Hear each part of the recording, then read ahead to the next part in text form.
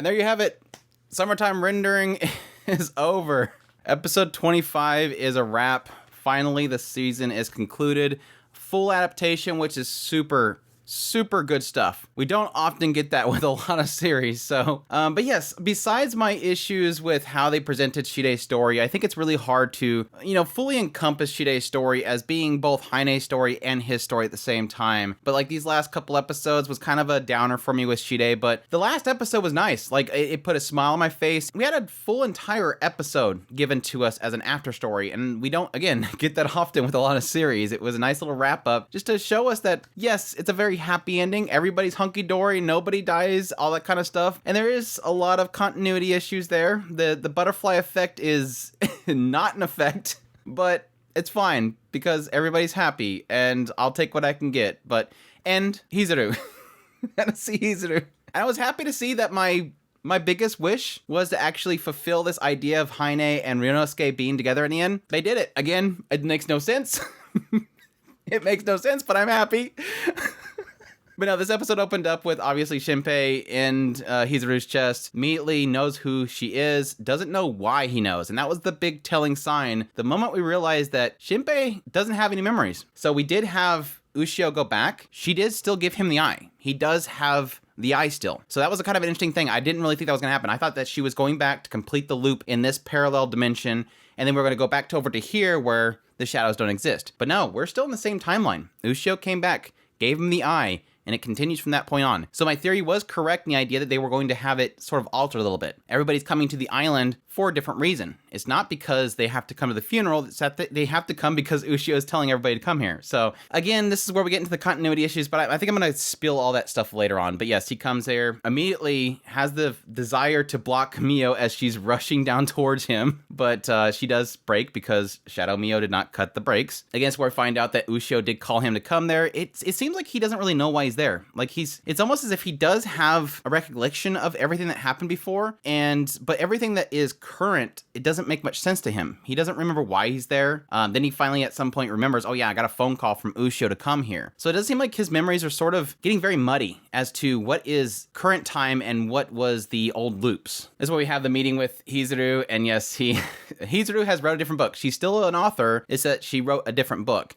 And it seems like these memories of this past life, of this parallel world that he's explained to Hizuru, it does seem to entice her to want to write Summertime Rendering. So our author is in the show, that whole thing. But then additionally, in this scene, we do get Ryunosuke showing up with Shiori's mom, and Heine's there, and Shiori's there. Now, Heine looks different. She has dark hair and glasses. It looks like she is, again, the daughter of Ryunosuke. It seems to sort of imply that Shiori's mom and Ryunosuke got together, but I don't think that's the case. But you could possibly say that because they both came at the same time. But you can also say that they were just having a birthday party, and so they were coming and visiting there after the birthday party, so they were together. But it sort of implies that, yeah, Ryunosuke is Shiori's dad now. But either way, it confirmed officially that, yes, Heine is the daughter of Ryunosuke. Shinpei, obviously seeing that this is Heine, or at least hearing her name, it does kind of hit him a little bit. He doesn't know why. Shinpei does get some texts from his parents, so yes, his parents are still alive again.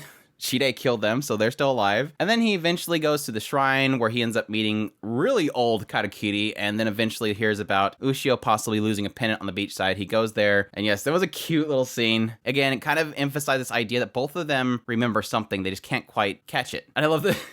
This is another hint of the aspect of them still knowing, is at some point Ushio captures his shadow. She like grabs his shadow on the ground and says, oh, you can't move. I'm like, oh, that was a cute little callback. Then yeah, he grabs her too and then sees the pendant on the ground. Really cute scene. Then we have the festival happen. At this point, So asks him if he could possibly go meet Ushio somewhere else. He needs to go confess to Mio. So yeah, that happens. And it looks like, based on the shot that we got of Mio and So, it looks like Mio is actually receptive this time. Because remember, technically, Shinpei didn't grow up with Mio and Ushio in their household this time. So it's implying that Mio never got that strong connection to Shinpei, them being in different households. So it does look like Mio is actually receptive. He's confessing to her, and her response is, well, what's so special about me? What do you like about me? She's not just immediately saying no. So it's implying that the two of them could possibly get together. But yeah, Shinpei goes and sees Ushio just before the fireworks and brings takoyaki, and she says, that's all you brought me? You promised me that you were going to bring me more than that. And they both say the same promise that they said in the old hospital when he said if she can go through this crack to the door that was inside there. So referencing one of the loops, and yes, immediately they both say it, and Ushio says, "Welcome home." It sort of implies that Ushio knew. Like, this Ushio in the whole time knew everything about what happened before. She kept her memories. Ushio was still trying to dig it up. He could feel it. He had that deja vu, but he didn't quite unlock it yet. And that was the unlock point. And so she says, "Welcome home." It was super cute. Again, smiles all around. Everybody's happy. Everybody's alive. There. And then for some reason, it closes it with Mio cooking, which, again, I think they imply that Mio doesn't know how to cook, so she's a good cook now. But additionally, that Ushio's 18th birthday, which I don't know. Maybe they just imply the fact that she died just before her 18th birthday, and that was a bummer, so they wanted to imply that, yes, she made it to her 18th birthday. So, yeah, like I said before, a lot of issues here, time-wise. I'm not too bugged by it, but yes, I do acknowledge the fact that there should have been more of a butterfly effect, like having everybody the same age, looking the same, all on the same island after everything that was undone just by preventing what happened in the past. Like Haine never seeing the whale, never becoming Hiroko, never getting with Shide, all that stuff would change the entire feel. Like, think about it. The point in which they got rid of the whale, Haine never touched the whale, never became Hiroko, never got with Katakiri or Shide, and then thus Shide never basically turned everybody into shadows, which took a lot of people out. Yes, you technically still had the famine effect, but still, that's a huge, massive change on this island. Again, that you stopped having a whole bunch of people turn into shadows. You altered the whole history with the famine that was happening at the same time.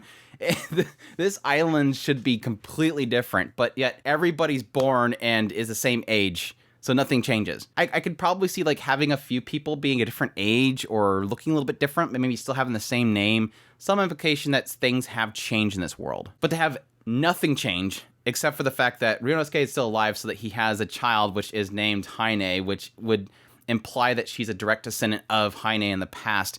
That stuff gets a little weird. But like I said, that's just me nitpicking at that stuff. And I think anybody can nitpick at that stuff. It's still an ending where everybody's happy and Shenpei won. Shide lost. Haine wins, so to speak. I think the best way that I could probably answer that, and I think that might make it acceptable for some people, is just to acknowledge the idea that Ushio essentially became Hiroko. Like, she gained all the power, so she could have probably manipulated things to where it kind of still fit within the same timeline, but everybody was still there. Like, yes, getting rid of the shadows back here is going to be a huge butterfly effect for the current time, but she could possibly move people around so that they still were born and got to be with each other in the end. There is ways of explaining it because you're technically dealing with time, you're technically dealing with gods, people that observe things outside of time and manipulating time. It can still happen. I guess the best way that I can chop it up to make myself okay with all that butterfly effect is to say that Ushio made it happen. She adjusted things and she manipulated the timeline to make it work. Either way, great ending.